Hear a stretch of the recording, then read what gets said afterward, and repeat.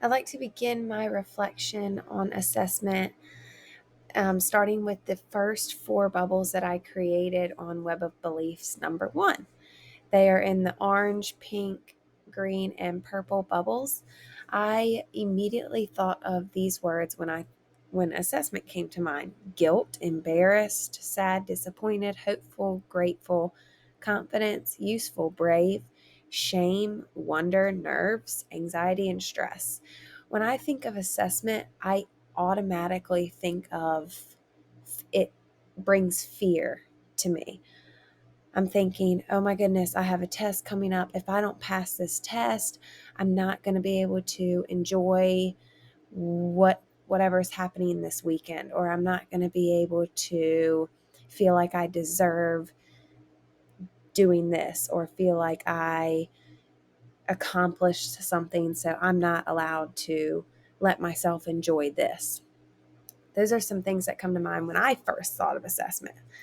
On Web of Beliefs 2, I added two rainbow bubbles here on the side of my Web of Beliefs: hurt, confused, angry, upset, relieved, relaxed, and rested. Um, One of our textbooks from Gusky tells us that most teachers indicate that grades should describe how well students have achieved the learning goals established for marking period, grade level, or course. I believe that teachers grade students on how well they do an assignment and how well they are understanding the material that's being taught. I totally agree on that, but I'll give you an example. I just had to take the Foundations of Reading test to get my licensure in the concentration that I'm doing for my degree, and I failed it the first time. And that was a long test. It was 102 questions, and I knew the material, but I got so worked up and so overwhelmed before the test that I think that made me fail it the first time. The second time I walked in there and I had a different mindset and I passed it. So I think that students definitely can work themselves up to bomb a test, and that has a lot to do with the anxiety that goes along with assessment.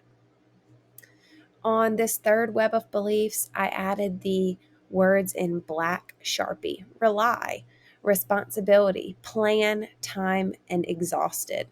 I relied on this test and the time that I spent studying for the Foundations of Reading test to get me that licensure. It was my responsibility to get this licensure under my belt. I planned on it. I took the time to study for it, and it was exhausting. Tests they can be easy, they can be difficult, and there can be flaws in tests. And that's what Popham explains to us in chapter 15 of our textbooks. And I can't agree more, because you notice some assessments can even say, these are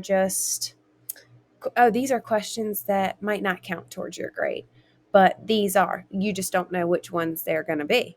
So I think that can be confusing to students, and I think that assessment all around definitely involves stress, anxiety, and then some people might just test better than others, and it's something that they can breeze right through.